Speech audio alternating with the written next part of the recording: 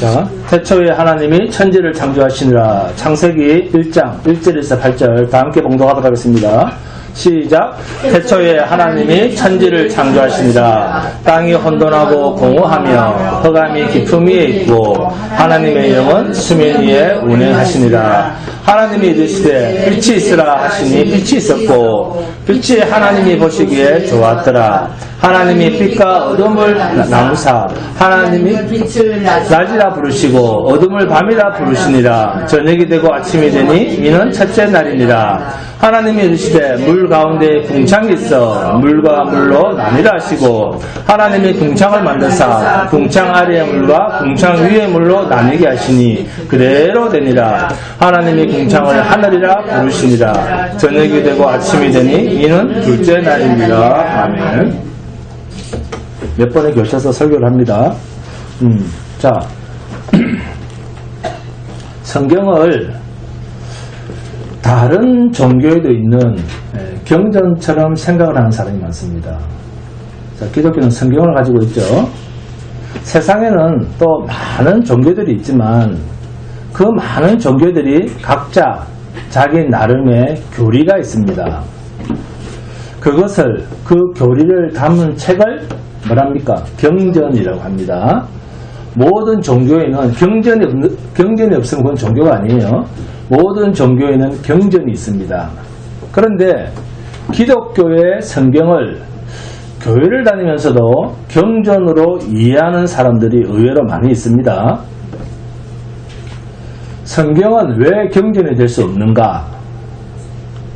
경전의 기능은 첫째, 그 종교에서 요구하는 것을 따라가는 수행하는 표준서입니다. 종교 행위를 하는 데 있어서의 표준서다 그 말입니다. 그것이 신적 문서다 하더라도 신의 경지에 어떤 권위를 가지고 있다 하더라도 그 경전은 종교 행위의 표준서입니다. 행위입니다. 행위. 그런데 성경은 다릅니다. 하나님께서 성경을 통해서 우리에게 요구하는 것이 뭘까요? 인간에게 요구하시는 것이 뭘까요? 신자에게만이라도 무엇을 요구할까요? 뭡니까? 내가 거룩하니 너희도 거룩하라. 이걸 우리에게 요구하셨잖아요. 네. 그런데 내가 거룩하니 너희도 거룩하라. 자, 하나님의 거룩을 인간이 보면 죽는다 산다. 다 죽습니다. 그런데 이게 됩니까? 자, 우리가 요한계시록까지 끝났잖아요. 자, 각자 대답을 합니다. 이게 인간이 됩니까? 인간은 안 되잖아요. 하나님처럼 거룩해질 수가 없잖아요. 대답 안 하는 거 보니까 그렇게 칩니까? 나는 하나님처럼 거룩해진다고 손 들어보세요. 왜 대답을 안 합니까? 거룩해질 능력 자체가 없잖아요. 대답 안 한다 또. 네? 자신 있습니까? 안 그러세요? 자신 있어요? 없어요. 그런데 왜 대답을 안 합니까? 자, 그러면 예수 믿으면 거룩해집니까? 예수를 믿으면 우리가 차근차근하게 한 주 지나고 예배를 잘 드리고 하면 애쓰면 또 그리고 믿음이 생기면 거룩한 삶을 노력하면서 살아가면 우리가 점점점 거룩해진다. 자, 이렇게 생각하시는 분 손 한번 들어보세요.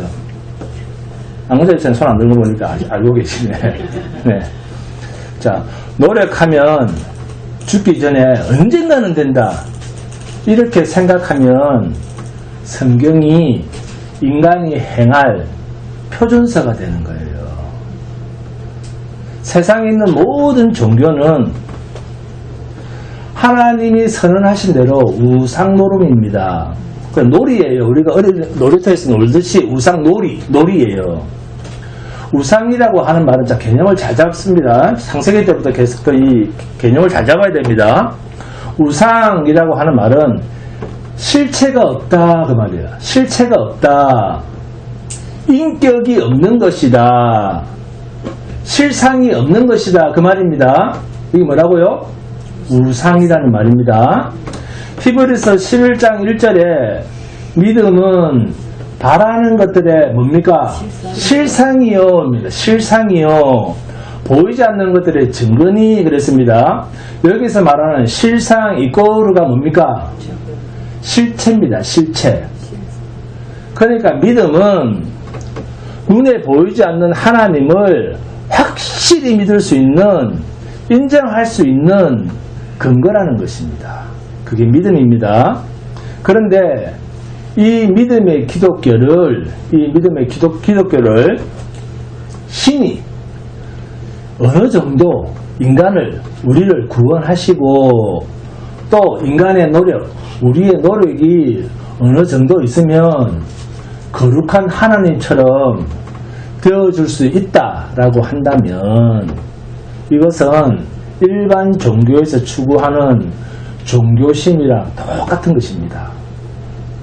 만약 하나님이 일반 종교와 같은 하나님이라면 그 하나님은 어떤 하나님? 범신론입니다. 여러 신 중에 하나, 우상 하나님이 되는 거예요. 그런데 성경은 뭐라고 합니까? 신은 없나니 오직 하나님 한 분 외에는 신은 있다 없다? 없다. 아멘? 자, 요한복음을 봅니다. 자, 요한복음 1장 1절에서 4절입니다. 함께 봉독합니다. 저와 함께 오신 분은 정말 행복자입니다. 행복자. 네? 자, 요한복음 1장 1절에서 4절입니다. 함께 봉독합니다. 요한복음 1장 1절에서 4절. 자, 큰 소리로 함께 봉독합니다. 시작. 태초에 말씀이 계시니라. 이 말씀이 하나님과 함께 계셨으니 이 말씀은 곧 하나님이시니라. 그가 태초에 하나님과 함께 계셨고 만물이 그로 말미암아 지은 바 되었으니 지은 것이 하나도 그가 없이는 된 것이 없느니라. 그 안에 생명이 있었으니 이 생명은 사람들의 빛이라. 아멘. 자, 히브리서를 봅니다. 히브리서 1장 1절에서 3절 함께 봉독합니다. 히브리서 1장 1절에서 3절 시작. 옛적에 선자들 통하여 여러 부분과 여러 모양으로 우리 조상들에게 말씀하신 하나님이 이 모든 날 마지막에는 아들을 통하여 우리에게 말씀하셨으니 이 아들을 만유의 상속자로 세우시고 또 그로 말미암아 모든 세계를 지으셨느니라. 이는 하나님의 영광의 광채가 그 모든 형상이시니라. 그의 능력의 말씀으로 만물을 붙으시며 죄를 정결하게 하는 일을 하시고, 여기 줄을 쭉 긋습니다. 죄를 정결하게 하는 일을 하시고 높은 곳에 계신 지극히 크신 이의 우편에 앉으셨느니라. 아멘. 자, 창세기는 어떤 책인가 했을 때 창세기는 여러분이 잘 아시다시피 누구한테 줬습니까? 만들어서 책을 써서 누구한테 먼저 읽힌 책이죠? 출애굽한 이스라엘 백성들에게 준 책입니다. 자, 이렇게 말할 수 있습니다. 출애굽한 이스라엘 백성에게 하나님께서 하고 싶은 말씀이 계시다는 것입니다. 피조물 인간이 창조주를 안다. 자, 우리 피조물 인간이 하나님을 알겠습니까? 성경이 만약에 없으면. 네? 피조물 인간이 창조주를 안다는 것은 어쩌면 사람이 로봇을 만들었는데, 로봇 아시죠? 로봇을 만들었는데 그 만든 그 로봇이 사람을 알아보고 사람을 만든 그 사람을 이해한다. 이렇게 표현할 수가 있습니다. 그것이 불가능하다 그 말이에요. 사람이 만든 로봇이 본다 듣는다도 아니고 그 로봇이 어떻게 사람을 이해할 수가 있겠습니까?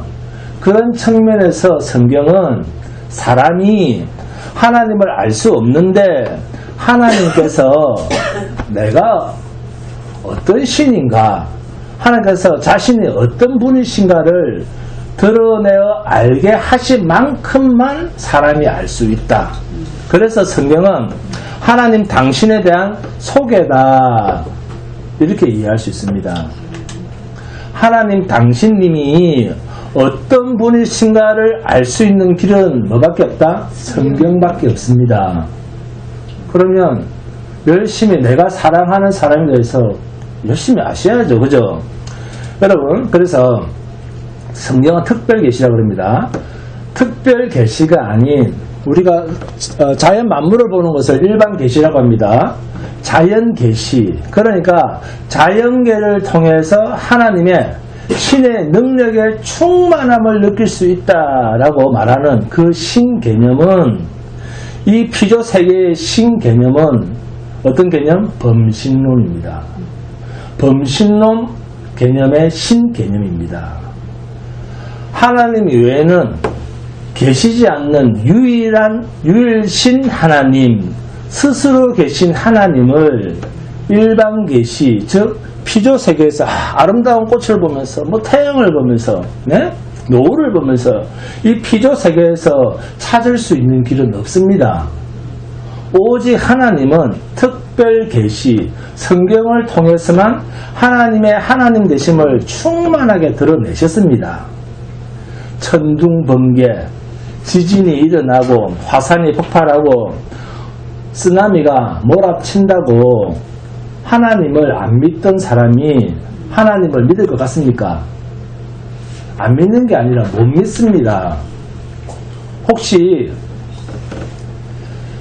천지개벽이 일어나는 것을 보고 아이고 신이 있나 보다 라고 말하는 그 신은 어떤 신? 범신론의 신입니다. 성경에서 말하는 스스로 계신 신이 아니에요. 그 사람들의 입에서 나오는 신은, 절에 다니는 사람도 하나님을 찾습니다. 종교가 뭔지도 모르는 사람도 하늘을 보고 빕니다. 그리고 신의 이름을 부릅니다.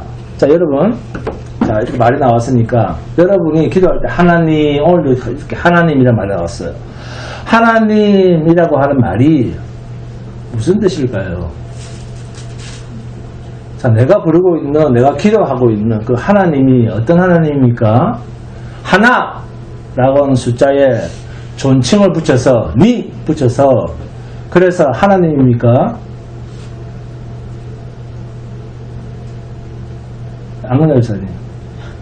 그래서 안근자 열사님 부른다. 제일 똑똑한 우리 안근자 열사님 부른다. 저번주에 막 소문났어요. 우리 안근자 열사님만 제일 똑똑하다고. 그래서 부른 거예요. 안근자 열사님은 교회로 안 나와도 답을 잘 맞춘다. 이렇게 해가지고. 네? 그런 하나님입니까? 아니면 천주교에서 부르는 하느님 할 때 하늘에 있는 높으신 분이니까 하늘에 계시는 높으신 님, 그래서 하나님입니까? 첫 번째. 우리가 부르는 하나님의 호칭은 왜 하나님입니까? 삼위일체, 하나님은 한 분이시다라는 의미에서 하나, 여기에 존칭을 붙여서 하나님입니까? 교회를 지금 20년 넘게 다녔잖아요. 유일하신 신입니다. 하나님이라고 하는 이 하나님은 일반 명사입니다. 일반 명사. 우리는 하나님이라고 하는데, 자, 중국 사람들은 우리가 믿는 그 하나님을 어떤 식으로 표현을 할까요? 중국 사람들도 성경이 있어요. 중국 사람들도. 우리도 성경이 있지만 중국 사람들도 성경이 있습니다. 그 미국 사람들도 그 영어로 된 성경이 있고, 일본 사람은 일본어로 된 성경이 있고, 우리는 한글로 된 성경을 가지고 있고, 중국 사람은 중국어로 된 성경을 가지고 있어요. 자, 그러면 중국 사람이, 우리 한국 사람은 하나님이라고 부르잖아요. 그러면 중국 사람은 하나님을 뭐라 부를까요? 성경에 있는 그 하나님. 우리는 성경에 하나님이라고 번역을 했잖아요. 중국 사람들은 그 성경에 뭐라고 표현했을까요? 옥황상제라고 되어 있습니다. 중국 사람들은. 네? 일본 사람은 오카미사마 이렇게 되어 있어요. 옥황상제라고 되어 있습니다. 중국 사람들은. 그러니까 이름들은 각 나라, 각 민족들이 부를 수 있는 최고의 경칭을 쓴 것 뿐입니다. 이제 개념 정리가 됩니까? 내가 부른 하나님에 대해서 이 외에는 다른 의미가 있다 없다? 없습니다. 이런 개념을 가지고 신앙생활을 하셔야 됩니다. 하나님의 이름을 인간이 어떻게 만들어서 부르겠습니까? 예? 스스로 있는 자. 하나님께서 모세에게 출애굽기 3장 15절입니다. 하나님이 또 모세에게 이르시되 너는 이스라엘 자손에게 이같이 이르기를 너희 조상의 하나님 여호와 곧 아브라함의 하나님 이삭의 하나님 야곱의 하나님께서 나를 너희에게 보내셨다 하라. 이는 나의 영원한 이름이요 대대로 기억할 나의 칭호니라. 이렇게 말씀하셨어요. 출애굽기 3장 15절에 나옵니다. 그러면 하나님의 이름은 뭡니까?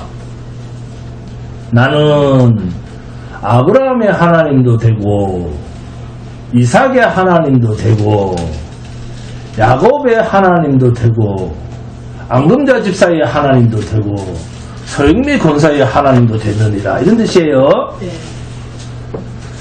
여호와라는 이름도 그렇고 하나님이라는 이름도 그렇고 전부 하나님을 부를 때 용도별로 부르는 거예요. 쓰인인데 따라서 이름을 달리 불렀다 그 말입니다. 그러니까 힘이 필요한 이스라엘이 전쟁을 할 때는 만군의 여호와 하나님 이러면서 기도를 하는 거예요. 그리고 영광과 영원함과 경배받으실 하나님을 이야기할 때는 엘로힘 하나님 이렇게 또 부릅니다. 그러면 하나님의 하나님 되심을 성경은 뭐라고 하느냐? 자, 로마서 1장 봅니다. 로마서 1장 18절에서 24절입니다. 로마서 1장 18절에서 24절.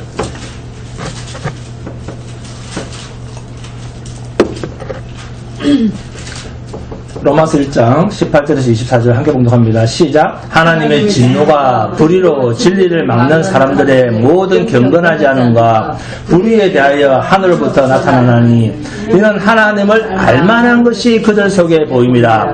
하나님께서 이를 그들에게 보이셨느니라. 창세로부터 그의 보이지 아니하는 것들 곧 그의 영원하신 능력과 신성이 그가 만드신 만물에 분명히 보여 알려졌나니 그러므로 그들이 핑계하지 못할지니라. 아멘. 뭔가 하나님의 능하신 능력과 신성이 그 만드신 만물의 피조세계에 자연계에 하나님의 신성이 보인다고 합니까? 안 보인다고 합니까?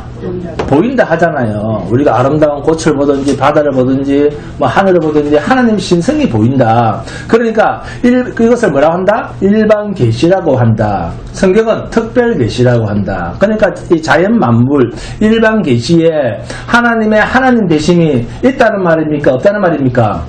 있습니다. 그런데 왜 목사님은 없다고 합니까? 자, 그러면 계속해서 함께 봉독해 보겠습니다.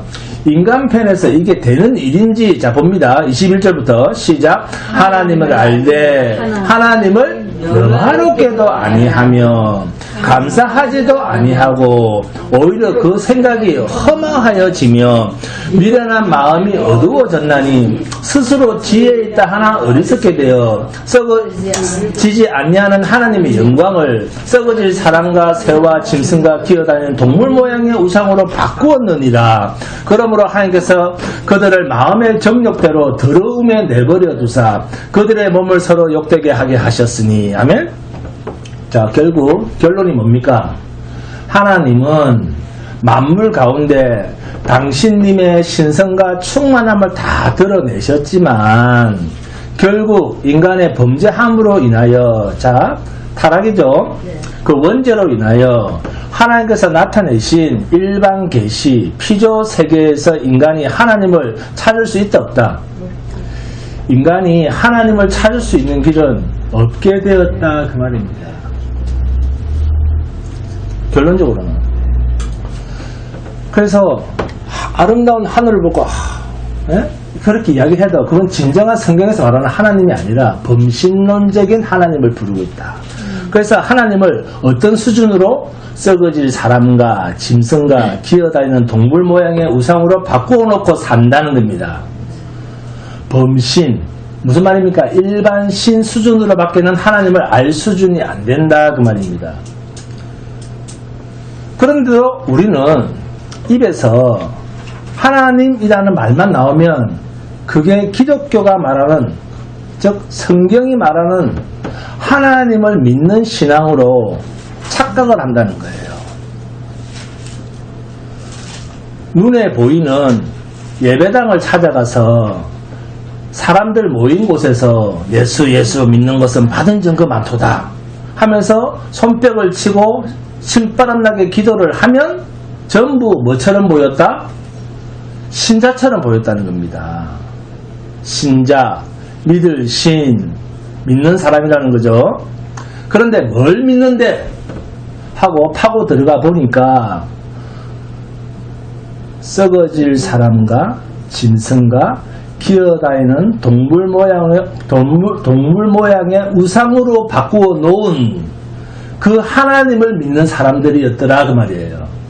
중요한 이야기입니다. 교회를 다닌다는 것은 그런 거 아니에요. 근데 그런 사람들을 어떤 사람으로 불렀다? 예수를 잘 믿는 신자라고 불렀다는 거예요. 그러나 성경은 이런 사람들을 성경이 말하는 유일하신 참 하나님을 믿는 신자라고 말씀하지 않습니다. 하나님을 믿는 사람은 오직 특별 계시, 성경을 통해서 나타내신 그 하나님만 하나님으로 믿는 그 사람들을 신자라고 합니다. 성경을 통해서 알게 되는 하나님은 오직 하늘로부터 오는 생명, 뭐라고 합니까? 안호된, 거듭난 생명. 이 거듭난 생명만 하나님을 압니다. 그래서 요한복음 3장 3절 그리고 5절에서 7절에서 여호와께서 예수께서 대답하여 이르시되 진실로 진실로 내게 이르노니 사람이 거듭나지 아니하면 하나님의 나라를 볼 수 없느니라. 예수께서 대답하시되 진실로 진실로 내게 이르노니 사람이 물과 성령으로 나지 아니하면 하나님의 나라에 들어갈 수 없느니라. 육으로 난 것은 육이요 영으로 난 것은 영이니 내가 내게 거듭나야 하겠다는 말을 놀랍게 여기지 말라. 아멘. 요한복음 3장 13절에서 15절입니다. 하늘에서 내려온 자 곧 인자 외에는 하늘에 올라간 자가 없느니라. 모세가 광야에서 뱀을 든 것 같이 인자도 들려야 하리니 이는 그를 믿는 자마다 영생을 얻게 하려 하십니다. 아멘. 그런데도 우리는 글자만 알면 성경을 아는 것처럼 말을 해왔다는 것입니다. 하나님은 특별 계시, 하나님의 하나님 되심은 오직 성경, 하나님께서 당신님을 드러내 보여주실 때만 우리가 하나님을 알 수가 있습니다.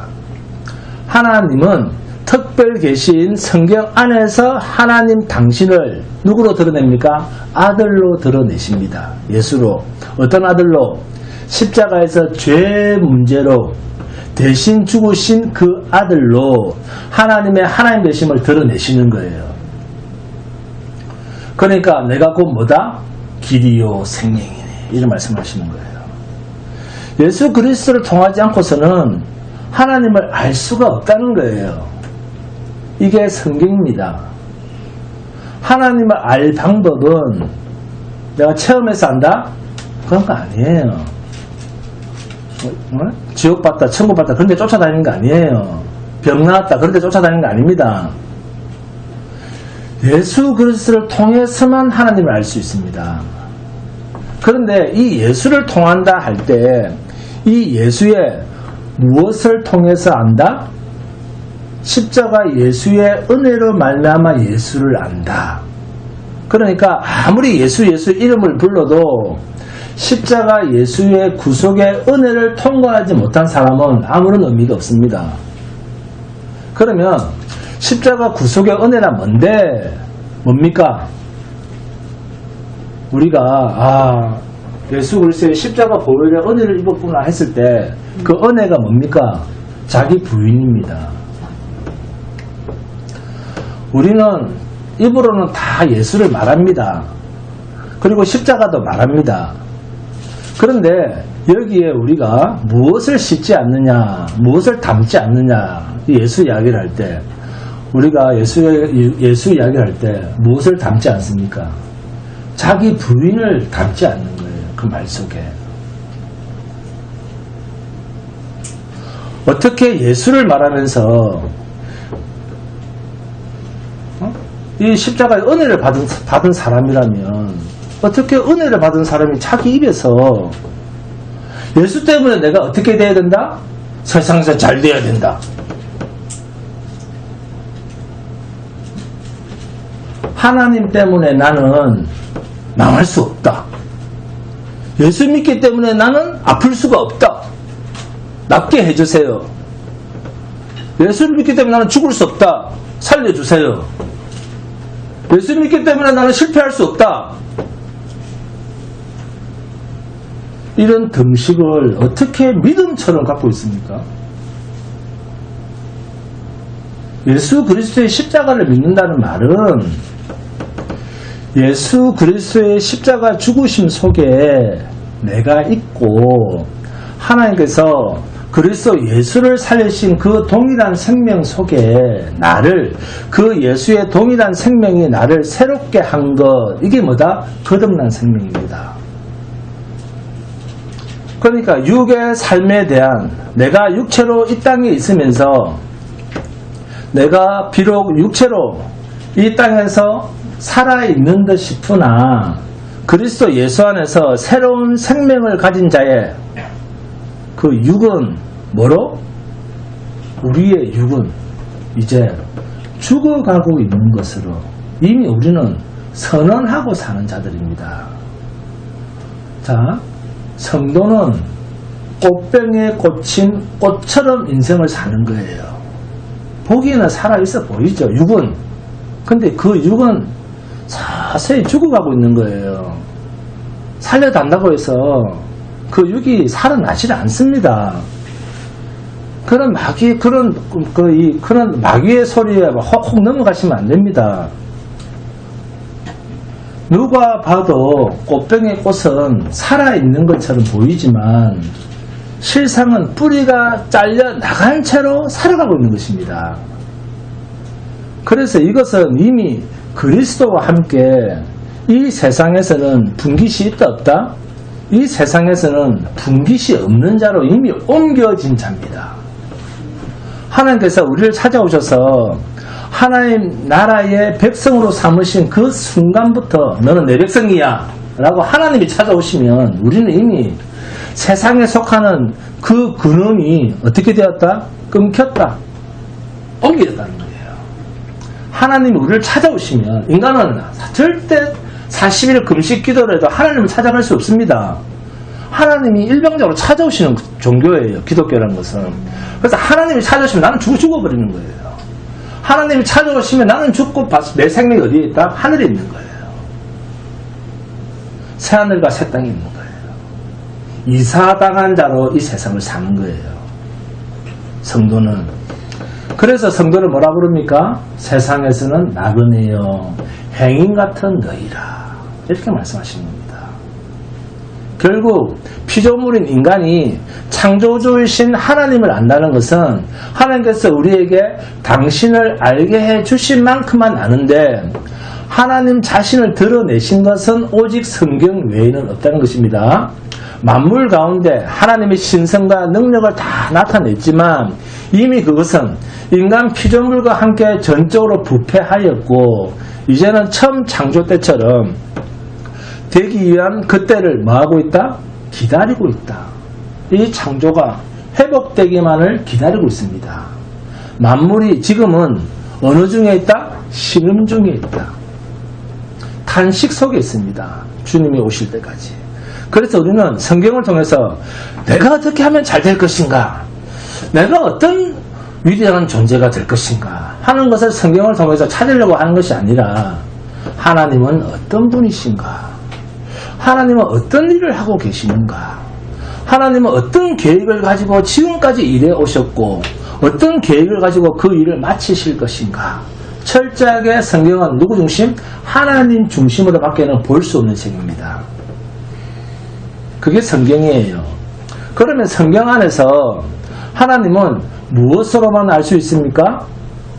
주 예수 그리스도로만 하나님을 알 수가 있습니다. 창세기에서도 하나님을 알 수 있는 길은 그리스도 예수밖에 없습니다. 창세기에서부터 요한계시록까지 하나님은 어떤 분이시고 어떤 일을 하시는가를 알려면 예수 그리스도의 십자가를 통하지 않고는 알 길이 없습니다. 그리스도 예수를 통해서 성경을 볼 수 있는 것, 이것이 특별 계시의 은총입니다.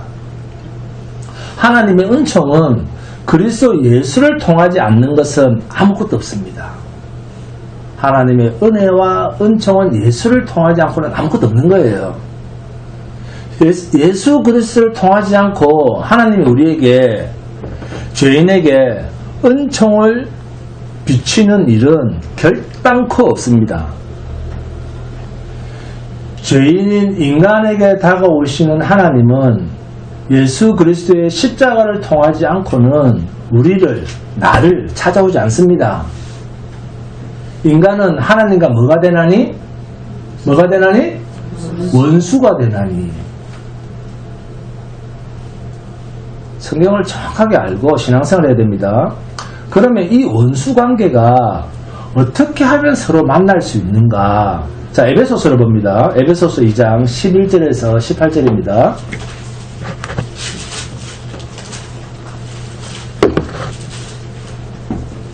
에베소서 2장 11절에서 18절 함께 봉독합니다.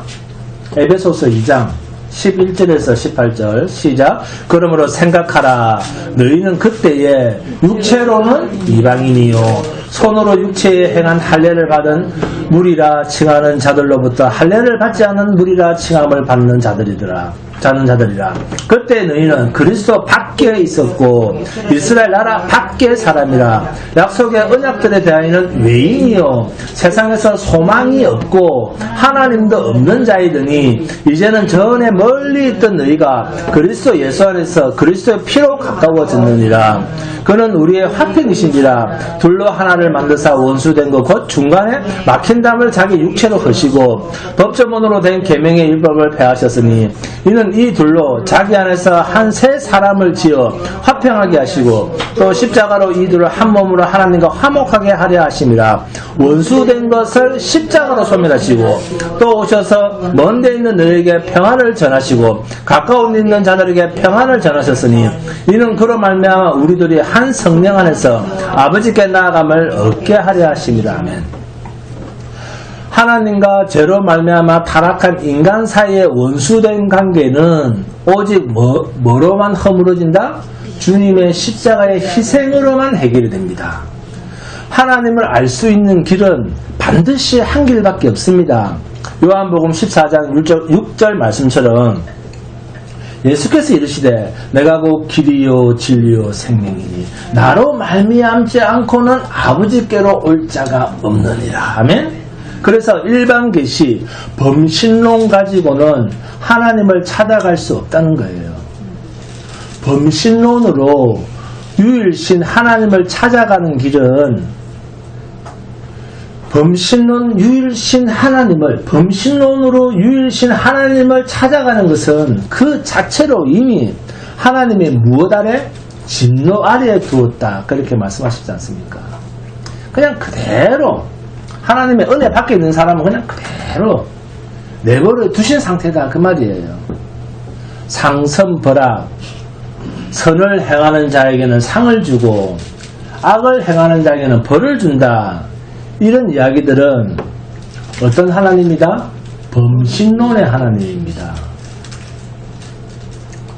오늘 설교 몇 번씩 듣고 정리하셔야 됩니다. 이런 사람들이 제일 비참한 사람들입니다. 이런 하나님을 믿고 종교생활하는 사람이 제일 비참하고 불쌍한 사람들이에요. 이렇게 범신론의 하나님으로 믿게 되면 재밌는 일이 하나가 있습니다. 자, 범신론의 하나님은 눈에 보이는 이 피조 세계에서 신을 찾고 있기 때문에 우리는 어디서 봅니까? 새 생명으로 하늘에 하늘과 땅의 그 이 주관자이신 하나님을 믿는데 이 범신론의 신을 믿는 사람들은 눈에 보이는 이 세상에서 하나님을 찾아요. 그러니까 자꾸 몸으로 체험하려고 그러고 몸으로 느끼려고 그래요. 자, 이 피조 세계에서 그 사람들은 신을 찾기 때문에 인간의 눈에 보이는 이 세계에서 신을 찾기 때문에 언제든지 사람이 구체적으로 증명해낼 수 있는 신이 됩니다. 자, 이것이 고대사로 가보면 아주 오래된 옛날로 가보면 여러 가지 형태의 신으로 나타납니다. 자, 하나님 그래 눈에 안 보이잖아요. 그러니까 눈에 보이게 만드는 거예요. 뭐 불상을 만들든지 뭐 마리아 상을 만들든지 뭐 예수님이라도 어떻게 하든지 무슨 형태나 상으로 만들어냅니다. 이 사람들은 눈에 보여야 되니까. 이걸 자 오늘날 과학이 발달한 이 현대로 와보면 어떤 식으로 신을 만들어냅니까? 자신을 극대화시키는 방법으로 하나님의 존재를 부각시키려고 합니다. 뭔가 내가 위대해지는 쪽으로 나는 이 존재 안에 성공이라고 하는 잣대를 가지고 자기 안에 신을 집어넣는 거예요. 그래서 어떻게 얘기합니까? 내가 성공을 하게 된 것은, 내가 이렇게 큰 부자가 되게 된 것은 누구의 역사다? 신의 역사다는 거예요. 이렇게 우상으로 범신론으로 가버리는 거예요. 그런데 오늘날 현대는 이렇게 개인 성공을 접목시켜도 요즘은 속이기가 쉽지 않습니다. 여러분 100만원 내면 하나님께서 30배, 60배, 100배로 보상해 줍니다. 근데 요새는 이 말 안 통해요. 한 몇십 년 해보니까 안 되거든. 네? 그럼 요새는 이런 말 안 통한단 말이에요. 아니, 속이기가 쉽지가 않아요. 그래서 그 다음 흐름이 어떻게 갑니까? 집단으로 가는 거예요. 그러니까 개인이 아니에요. 집단으로. 집단 속에 나라고 하는 존재를 집어넣어서 위대한 신을 만들어내는 거예요. 그래서 내가 저기에 소속돼야 돼. 내가 어디에 소속이 돼야지 내가 잘 돼. 내가 저기에 소속돼야지 내가 구원을 받을 수가 있어. 그 대표적인 예가 어딥니까? 신천지. 그런 단체입니다. 내가 14만 4천 속에 들어가야 되는데. 그러면서 막 돈 냅니다. 근데 그 안에 내가 몇 번째 이제 100명 남았습니다. 막 1000만 원, 100일 준비해서 들어가려고 그래요. 그렇게. 그런데 이제 이것도 잘 안 되죠. 잘 안 될 겁니다. 왜 잘 안 될까요? 이게 나중에는 좀 있으면 몇 년 지나면 신천지 이만희도 늙고 병들어 죽을 거거든요. 불로 장생한다 그랬는데 죽어 없어질 거예요. 잘 보세요. 제가 장담합니다. 신천지 이만희 죽습니다. 아멘. 그런 말 넘어가서 막 전재산 갖다 주고 그러면 안 됩니다. 고대에서 현대까지 이 우상의 변화와 흐름, 그 클라이막스가 오늘날은 이 우상 숭배의 종착역이 어떤 모습으로 나타납니까? 이제 그 단체를 넘어서면 이제 어떤 모습으로 나타날까요? 이것도 안 되고 이제 저것도 안 되면 이제는 그나마 알아볼 수 있는 신천지 정도가 아니라 이제는 한 단계 더 발달합니다. 완전히 위장한, 분별하기도 힘든 적 그리스도의 모습으로 나타납니다. 그래서 여러분이 성경을 잘 아셔야 되는 거예요. 왜 신천지에 넘어가느냐? 성경 보니까 넘어가는 거예요. 맨날 불러 박수 치다가 교회 다녔다 그러거든요. 그러다가 넘어가는 거예요. 정말 진리를 잘 아셔야 됩니다. 말세로 갈수록 더욱더 성경과 교리와 장목의 헌법에 대해서 잘 아셔야 됩니다. 가장 기독교적인, 가장 그리스도적인 비슷한 기독교의 모습을 만들어서 여러분에게 나타납니다. 인격으로도 나타납니다. 그런 인격으로 신이 나옵니다. 저 목사님 너무 훌륭해. 그렇게 신을 만들어내면 안 됩니다. 목사도 죄인이에요. 저도 어떤 죄인입니까? 죽을 죄인입니다. 저도. 사람을 보고 그 사람을 신처럼 평가하면 안 됩니다. 그래서 저는 아예 저 목사의 하는 꼬라지가 왜 저래 이런 소리 저는 듣기 좋아합니다. 네. 네? 여러분과 저도 똑같습니다. 이게 바로 성경에서 말하는 광명한 천사입니다. 정말 우리가 주의해서 봐야 할 저 그리스도입니다. 정말로 가면 갈수록 이런 분별하기도 힘든 이단들이 많이 등장합니다. 정통교회와 너무나 비슷한 모습으로 다가옵니다. 요새는 신천지도 간판을 걸어요. 이제 신천지란 말 아예 그냥 까발리고 다녀, 그들은. 네? 장로교라고 붙입니다. 정말, 자, 종말로 가면 갈수록 사탄의 이 마지막 최후의 걸작품으로 나타납니다. 그걸 여러분이 분별할 수 있겠습니까? 여러분 지금 실력 가지고. 마지막 사탄의 자기의 비장의 카드로 나타납니다. 사탄은 그리스도와 비슷한 같아 보이는 것을 계속 우리들 앞에 내놓습니다. 그런데 결론으로 가보면 쭉 들어가서 그들 끝을 다 가보면 그것은 하나님을 믿는 게 아니라 사탄 숭배가 됩니다. 무슨 거예요? 왜 그 아파트 살 때는 그렇게 열심히 들락거리면서 자기가 믿는 하나님은 그렇게 알려고 하지 않습니까? 회개하셔야 됩니다. 그 죄입니다, 죄. 하나님을 모르는 것만큼 죄입니다. 여러분, 왜 적 그리스도라는 말을 할까요? 그리스도, 적 그리스도. 성경에서 적 그리스도라고 하는 말을 누가 하셨죠? 누가? 예수님이 하셨습니다. 마태복음 24장 5절 그리고 25절입니다. 많은 사람이 내 이름으로 와서 이르되 내가 예수야 나는 그리스도라 하여 많은 사람을 미혹하리라. 거짓 그리스도들과 거짓 선자들이 일어나 큰 표적과 기사를 보여 할 수만 있으면 택하신 자들도 미혹하리라. 많은 사람이 내 이름으로 와서 이르되 나는 그리스도라. 이때 말씀하신 그리스도는 일반 명사입니다. 메시아, 구세주라는 말입니다. 많은 사람이 내 이름으로 와서 이르되 나는 메시아다. 메시아, 이 메시아라는 말 속에 담겨있는 의미가 뭘까요? 구원입니다. 구원.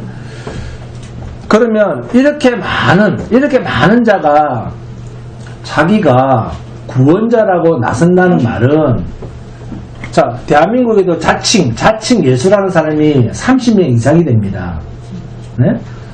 근데 이렇게 말사로 갈수록 자칭 예수, 자칭 구원자, 자칭 메시아라 하는 사람이, 자칭 성령이라는 사람이, 이만희 같은 사람이 많이 있어요.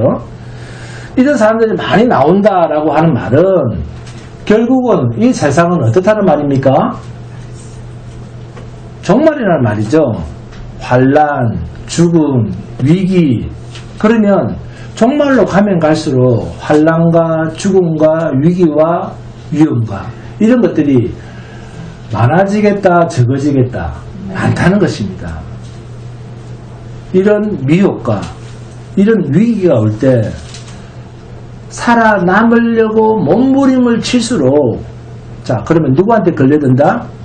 적 그리스도입니다. 나한테 와야지 구원받아. 그런데 말려들면 그 자가 적 그리스도요. 결국은 적 그리스도한테 말려든 것이 되는 거예요. 자, 이 말을 바꿔서 말하면 환난과 죽음과 위기 이런 것들은 필히 진정한 구원자이신 주님이 오시기 전에 어떤 일이다? 반드시 일어날 일입니다. 이게 이상한 건 아니에요. 이렇게 막 자칭 메시아라고 막 나타나고 이단이 나타나고 하는 것은 말세로 갈수록 더욱더 심해질 것이기 때문에 그것이 이상한 게 아닙니다. 그걸 이상한 눈으로 바라보면 안 됩니다. 반드시 있어야 될 일이라는 거예요.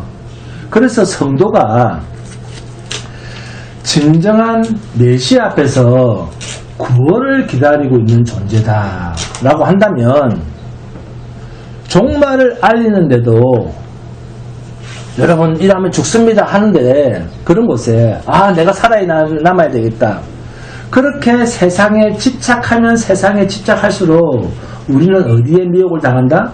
그리스도가 아닌 즉 그리스도에게 유혹과 미혹을 받는다는 겁니다.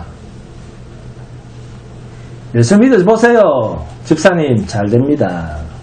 우리 교회 와보세요. 성공합니다.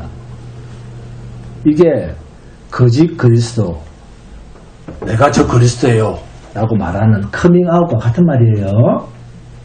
마태복음 24장 4절에서 6절 11절 12절 그리고 23절 24절 함께 봉독합니다. 마태복음 24장 4절부터 6절부터 함께 봉독합니다. 마태복음 24장 4절에서 6절입니다.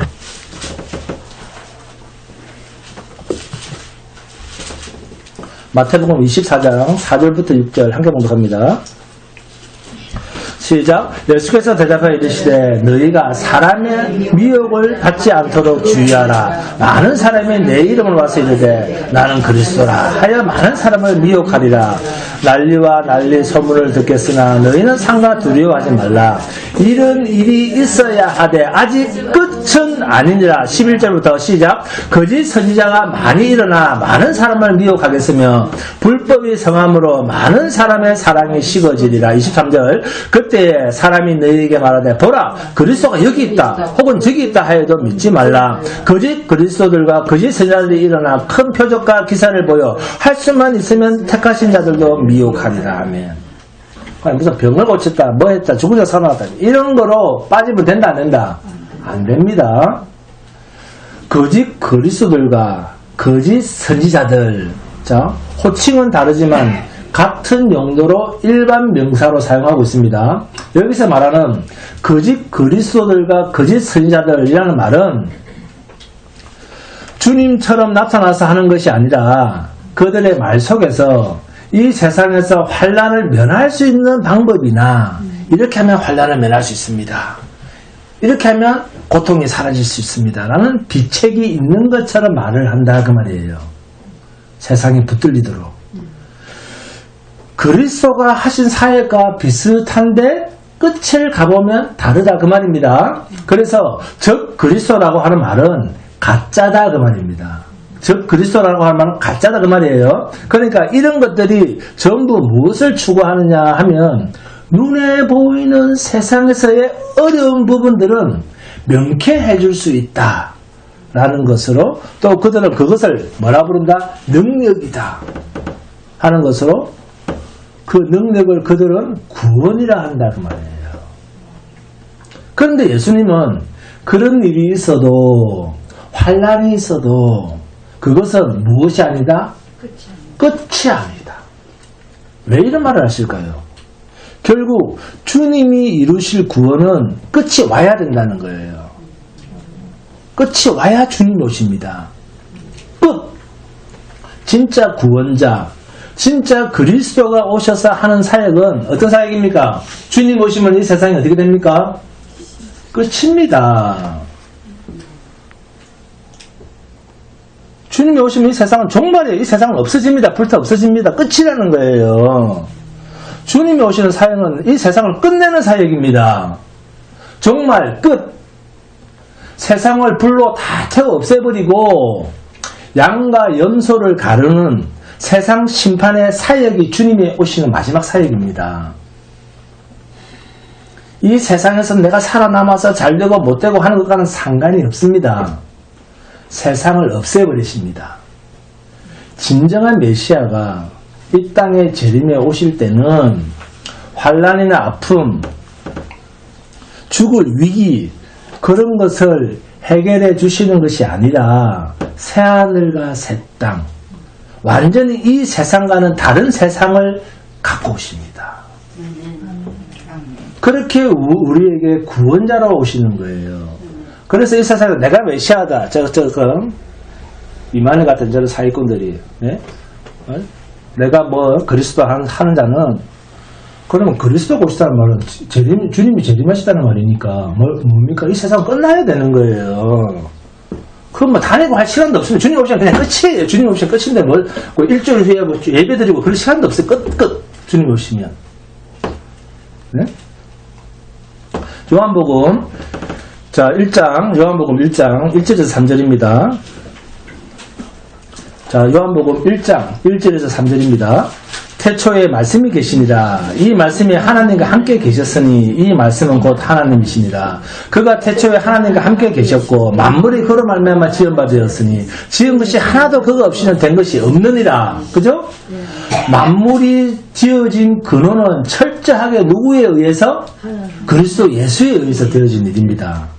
그러면 그리스도께서 왜 이 만물을 지으셨을까요? 자, 오늘 창세기를 시작하면서 개념을 잘 잡아야 됩니다.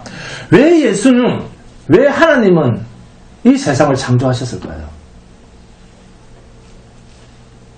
자, 히브리서 1장 1절에서 3절을 봅니다. 히브리서 1장 1절에서 3절. 히브리서 1장 2절에 그 아들을 만유의 상속자로 세우시고 나오죠? 1장 2절에 여기에 줄을 긋습니다. 줄을 긋고 1번 이렇게 씁니다. 그리고 히브리서 1장 3절에 죄를 정결하게 하는 일 여기에 줄을 긋고 2번 이렇게 씁니다. 자, 죄를 정결하게 하는 일이란 뭡니까? 십자가 사건입니다. 그러면 이 십자가 사건은 누구를 위해서입니까? 자기 백성의 구원이죠. 그러면 결국 죄를 정결하게 한다는 말은 심판이죠. 그런데 이 죄에 대한 심판의 뉘앙스가 뭔가 생각을 많이 해야 됩니다. 베드로후서 3장 7절을 함께 봉독합니다. 베드로후서 3장 7절. 베드로후서 3장 7절 함께 봉독합니다. 시작. 이제 하늘과 땅은 그 동일한 말씀으로 불사르기 위하여 보호하신 바 되어 경건하지 아니한 사람들의 심판과 멸망의 날까지 보존하여 두신 것이다. 네? 자, 세상 창조를 시작하기도 전에 하나님께서는 죄를 불태워서 완전하게 없애실 계획을 가지고 창조하시고 또 멸망의 날까지 보존하셨다는 거예요. 뭔가 죄의 기원에 대한 생각을 하게 합니다. 자, 히브리서 1장 3절에서 7절을 함께 봉독합니다. 히브리서 1장 3절에서 7절. 히브리서 1장 3절에서 7절입니다. 시작. 이는 하나님의 영광의 광채시요 그의 본체의 형상이시라. 그의 능력의 말씀으로 만물을 붙드시며 죄를 정결하게 하는 일을 하시고 높은 곳에 계신 지극히 크신 이의 우편에 앉으셨느니라. 그가 천사보다 훨씬 뛰어남은 그들보다 더 아름다운 이름을 기업으로 얻으심이니 하나님께서 어느 때의 천사 중 너희 누구에게 너는 내 아들이라 오늘 내가 너를 낳았다 하셨으며 또 다시 나는 그에게 아버지가 되고 그는 내게 아들이 되리라 하셨느냐. 또 그가 맏아들을 이끌어 세상에 다시 들어오게 하실 때 하나님의 모든 천사들은 그에게 경배할지어다 말씀하시며 또 천사들에 관하여는 그는 그의 천사들을 바람으로 그의 사회자들을 불꽃으로 삼으시느니라 하셨으되 아멘. 지금 누구와 누구를 중심으로 지금 이야기를 하고 있습니까? 읽어보니까 하나님의 아들과 천사 이야기죠. 자, 하나님의 아들과 천사 이야기를 하고 있어요. 하나님이 천사에게 이야기를 합니다. 내가 언제 너희가 내 아들이라고 한 적이 있느냐? 자, 지금 누구와 누구를 비교하면서 말씀을 하고 있습니까? 아들 예수 그리스도와 천사들이죠. 그러면서 예수님이 이 세상에 다시 오실 때 천사들로 하여금 그를 경배하게 하겠다 합니다. 그런데 이 말씀이 있기 전 히브리서 1장 5절을 다시 봉독해 봅니다. 히브리서 1장 5절입니다. 히브리서 1장 5절 시작. 하나님께서 어느 때의 천사 중 누구에게 너는 내 아들이라 오늘 내가 너를 낳았다 하셨으며 또다시 나는 그에게 아버지가 되고 그는 내게 아들이 되리라 하셨느냐 그럽니다. 자, 천사가 어떤 마음을 먹었을 것 같습니까? 나도 하나님의 아들의 지위를 얻었으면 좋겠다. 나도 하나님의 아들의 지위, 아들의 명분을 얻었으면 좋겠다. 라는 생각을 안 가져본 적이 없는 놈이다 그 말입니다. 그런 의미가 히브리서 1장 5절 말씀 속에 묻어 있습니다. 그러니까 히브리서 1장은 계속해서 천사를 아들을 섬기고 아들이 천사를 부리도록 하는 하나님의 아들의 지위를 고착시켜 놓았다라는 것을 히브리서 1장 1절부터 마지막 14절까지 이야기를 계속하고 있어요. 그래서 히브리서 1장 마지막 14절이 뭐라고 합니까? 모든 천사들은 섬기는 영으로 구원받을 상속자를 위하여 섬기라고 보내신 게 아니냐. 결국 이러한 말씀의 근원은 천사가 하나님의 아들의 지위를 넘봤다는 거예요. 우리는 하나님의 아들입니까? 아닙니까? 하나님의 자녀입니다. 그죠? 네? 자, 그러면 히브리서 1장 3절을 다시 봅니다. 히브리서 1장 3절에 죄를 정결하게 하는 일이라고 하는 이 정결 심판은 결국 죄는 인간을 만들기도 전에 있었다 없었다? 있었다는 거예요. 이게 제가 보는 성경의 관점입니다. 인간을 만들기도 전에 죄가 있었다는 겁니다. 이렇게 마음먹은 게 천사의 죄입니다. 교만은 죄예요. 이 죄의 근원을 알아야 되는 거예요. 왜? 아들이 이 세상을 어떻게 창조하게 되었는가 했을 때 이 세상을 만들기도 전에 죄가 있었다 없었다? 있었다. 그러면 그 죄는 누구였다? 아들의 지위를 넘본 타락한 천사였다. 교만한 천사였다. 내가 하나님이 되고자 하는 욕심을 부린 천사였다. 자기의 지위에서 떠난 오만한 천사였다는 것입니다. 그래서 죄를 정결케 하는 일이라는 거예요. 그래서 주님을 무슨 재림으로? 심판의 재림으로. 그러면 십자가 사건은 뭔데 했을 때 우리를 죄에서 구원하시는 일인가 동시에 이 십자가 일이라고 하는 것은, 자, 십자가 사건이라고 하는 것은 택한 하나님의 백성을 구원해 주시는 일, 죄에서 출애굽시켜 주시는 일인가 동시에 사탄을 결박시키는 일입니다. 이 십자가 사건 속에 심판이 들어가 있습니다. 창세기 3장 14절 15절 함께 봉독합니다. 창세기 3장 14절 15절입니다. 창세기 3장 14절 15절.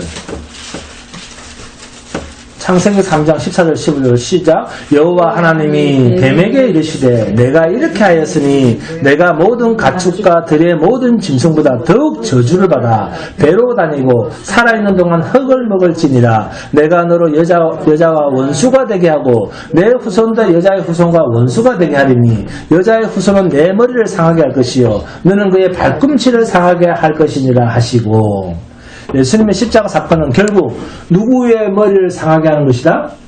뱀의 머리를 완전히 상하게 한 사건, 뱀의 머리를 결박한 사건이라는 것입니다. 그 증거가 뭡니까? 예수님의 부활 사건입니다. 예수를 죽인 것은, 자, 누가 이긴 겁니까? 그렇죠. 자, 예수를 죽인 것은 누구의 승리입니까? 사탄입니다. 십자가 사건은 예수가 부활하지 못했으면 십자가 사건은 예수님의 머리를 상하게 하는 사건이 됐는데 예수의 부활로 말미암아 십자가 사건은 그의 예수님의 발꿈치 정도를 상하게 한 사건이 되는 거예요. 그래서 그의 부활로 말미암아 주님은 이제 예수님이 부활하셨으니까 다시 이 땅에 재림에 오시면, 메시아가 오시면 이 세상은 어떻게 됩니까? 너희가 본 그대로 내가 오리라. 뭐합니까? 죄를 완전히 불태울 심판이 주러 오십니다. 아멘? 그래서 내가 예수다, 내가 그리스도다, 내가 성령이다 하는 자에게 넘어가면 된다, 안 된다. 그런 것이 있다는 것은 벌써 이 세상은 끝났다. 그날로 끝난 거예요. 네? 그래서 주님이 오신다. 이것은 누구에 대한 심판이다? 그의 발꿈치를 상하게 한 공중의 권세 잡은 자, 그 공중의 권세 잡은 자와 그 뱀의 후손들입니다. 공중의 권세 잡은 자, 그 뱀과 그 뱀의 후손들을 심판하십니다. 이것을 성경은 영원한 결박이라고 합니다. 이 마지막 결박을 기다리면서 복음을 전하며 사는 복된 성도가 되시기를 주님의 이름으로 축원드립니다. 한번 찬송합니다. 찬송가 54장입니다.